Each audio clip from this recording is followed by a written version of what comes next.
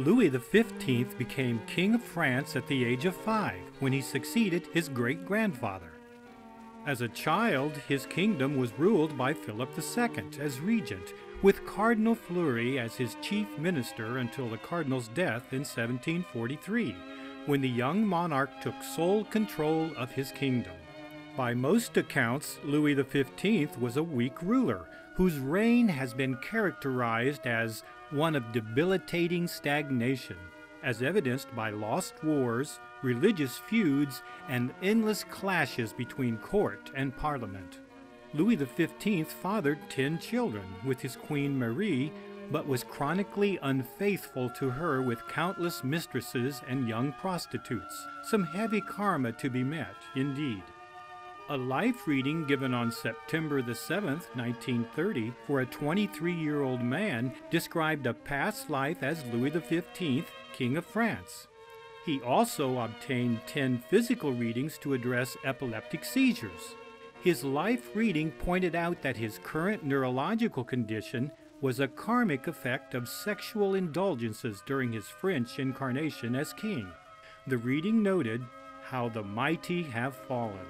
From a soul perspective, as Louis XV, he gained in service given to many, yet lost in self-aggrandizement, particularly of bodily desire and intemperance of mind and body, resulting in the epileptic seizures in his modern incarnation. His reading also noted musical interests and abilities from that previous incarnation, which were also carried forward and could be put to constructive use in the present. With the closing of the Cayce Hospital, the physical treatments for the seizures were discontinued without much progress being made. Apparently, the young man never seemed to grasp the spiritual significance of his affliction. At times, he would go away for days at a time on drinking sprees and riotous nightlife excursions. Obviously, such karmic patterns can be challenging, yet growth is possible. For example, the karmic connection between sexual excesses and epilepsy is echoed in another case, in a life reading for a 20-year-old woman that described a past life as Eloise, one who had been in the household of Louis XV. The reading described her experience in that situation as mad periods in the entity's sojourn. More explicitly, her activities were characterized as gratifying the desires of the flesh and aggrandizing of selfish interest. Apparently, not only was she caught in the sexual excesses of Louis's lifestyle, but used her position as royal companion to bring ease and luxury to herself, irrespective of how it was attained. In terms of soul development, her reading simply notes that she mostly lost during that lifetime. Significantly, in addition to her single life reading, she obtained 5 physical readings from Cayce. With regard to reincarnation, the pattern was almost identical to the case of Louis XV, where the past life sexual indiscretions were directly linked to epileptic seizures. Fortunately for her, the treatment recommendations in her readings were followed. Her seizures decreased, and within a couple of years, her illness was totally eliminated. She lived a long and relatively healthy life. Yet another example of sexual excesses of Louis XV can be found in a life reading for a 37-year-old woman who operated a personal therapy salon. The reading identified a past life as the primary mistress of Louis. Jean Poisson, commonly known as Madame Pompadour, had been trained as a mistress from childhood. Much as we find in historical accounts of this woman, the reading noted that she wielded power over many people, including the ruler himself. In addition to her skills at maintaining her appearance through carriage and clothing, she also had the ability to attract and confuse, to keep many guessing with a tendency to go to extremes. All of these characteristics she carried over into her modern incarnation. From a soul development standpoint, her challenge was to find a way to manifest those abilities in a constructive manner that avoids confusion. Her reading insisted that she not allow inflated self-esteem to become a stumbling block to spiritual advancement in her modern incarnation. Many historians point to the decadence and failures of Louis XV as setting the stage for the French Revolution that followed several years after his passing. The social stratification and disillusionment of the lower class with Louis and his peers is illustrated in a reading for a 41-year-old music teacher that described a past life as Eliane during the reign of Louis XV. The upper class ruled through passion in favor of the few, rather than a rational sense of good for the many. Eliane had gained in favor socially, yet one day was forgotten for a slight which turned to remorse and sadness. Her reading states that she took poison and passed out.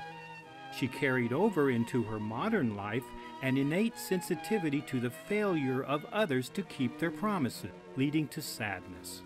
But on the positive side, she also demonstrated a willingness to fight through the dark moods by attempting to give joy, pleasure, and understanding to others that she contacted in her daily life in her 20th century incarnation.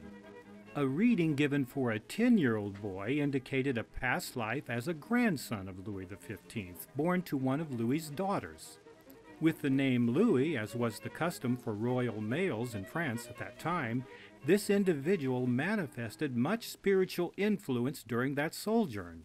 He carried over into his modern incarnation an innate ability to cope with situations of whatever nature, yet often becoming easily fatigued from an early demise in the French life. The physical tendency toward tiredness was discussed later in the reading and acknowledged in the reports provided by this individual. The relationship between church and state in France evolved as the rulers became more powerful and materialistic. A reading for a 41-year-old realtor described a past life as a cardinal in the court of Louis XV, where he was second in command. Although no name was mentioned, the reference is clearly to Cardinal Fleury, who acted as chief minister to the king. He carried over into his modern incarnation a keen interest in all religious subjects, yet from his French incarnation he was left with many thoughts and doubts within himself regarding others. Cardinal Fleury had a challenging job, particularly with regard to national finances.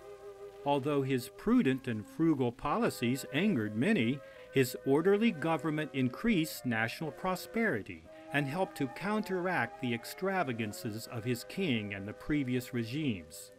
He was also stern in dealing with certain extreme religious factions in the land. Fleury's 17 years of effort to reform France were reflected in a reading for a 36-year-old businessman with a past life as Béarn, a henchman for the cardinal in the court of Louis XV. That the reading labeled Béarn a henchman suggests that Béarn may have had to get his hands dirty in carrying out some of Cardinal Fleury's stringent policies. From that experience, he carried forward into his modern incarnation a distrust of those who put too much store in liberal religion that would mock religious subjects, and yet found himself desirous of just such a materialistic viewpoint. Apparently, Béarn did the cardinal's dirty work sincerely, yet felt tempted by the materialism of those he was opposing. The story of Louis XV is not a pretty one. Despite the best efforts of Cardinal Fleury, Louis's rule was characterized by massive incompetence and an extremely poor moral example for his people, who would soon make their displeasure with the French monarchy known in a ferocious rebellion.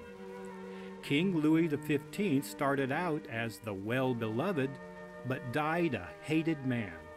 Yes, quite a mess he left for his heir, Louis XVI.